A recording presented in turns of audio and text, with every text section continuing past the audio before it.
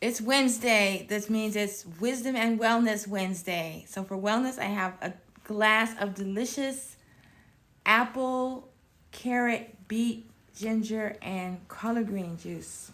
So here's to your Wellness Wednesday.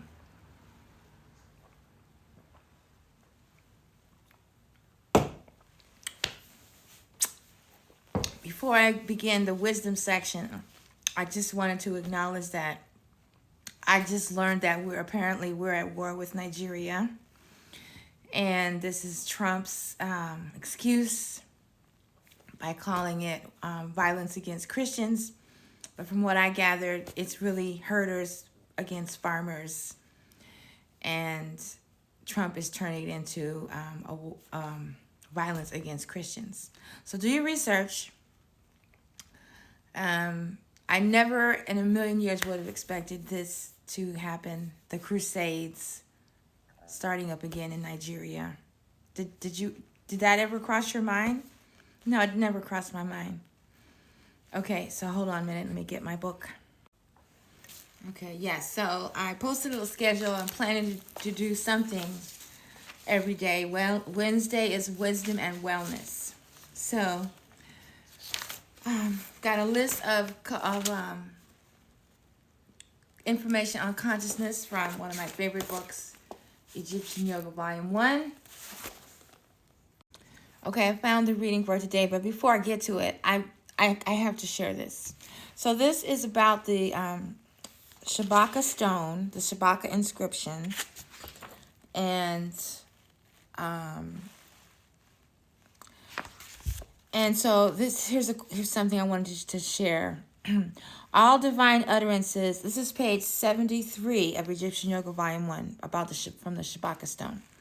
All divine utterances manifested themselves through the thoughts of the heart and the commandments of the tongue.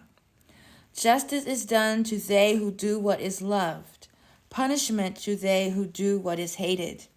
Life is given to they who are peaceful, death is given to the criminal. I really like that part about justice is done to they who do what is loved. That's interesting. Okay, so now we're going back to page 74 for our quote on consciousness.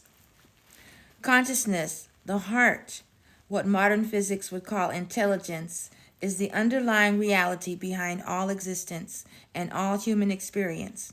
The senses receive the information from the environment and thereby register knowledge and existence. In fact, the world, creation, exists because the consciousness, soul intelligence, projects its existence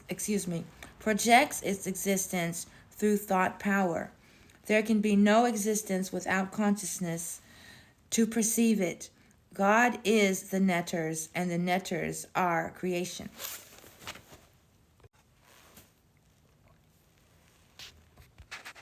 Here's a few more on that same page.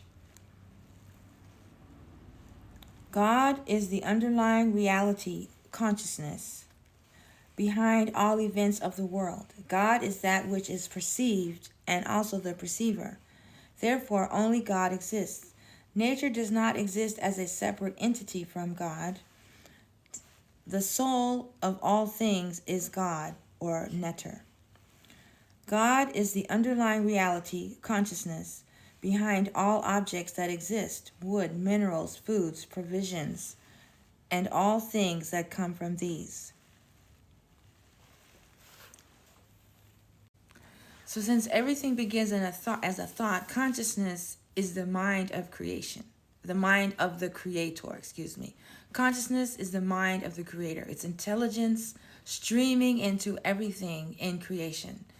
And when we can listen to it and tune into it, then our lives can move forward or, become enlightened when you can tune into that constant stream of consciousness and then use that to create the life of the life that you're visioning, the life that you're dreaming of by tuning into this consciousness. And I'm not claiming to be an expert. I'm just now getting to the point where I can understand this, or I'm just getting to the point where I trust myself enough to allow this to flow through me rather than me trying to do everything myself. I hope that makes sense. I'm going to keep studying with you through this series on Wednesdays of wisdom and wellness. So today I just have juice for wisdom, for wellness. Okay, I tap. One more thing. That first quote about consciousness I read, consciousness, the heart. Like, usually when you think of consciousness, you think of your mind. But like I said before, the heart is also made of these neuropeptides. And the heart is like another brain. So from my understanding, the mind and the brain is your ego. But the heart is the one to listen to.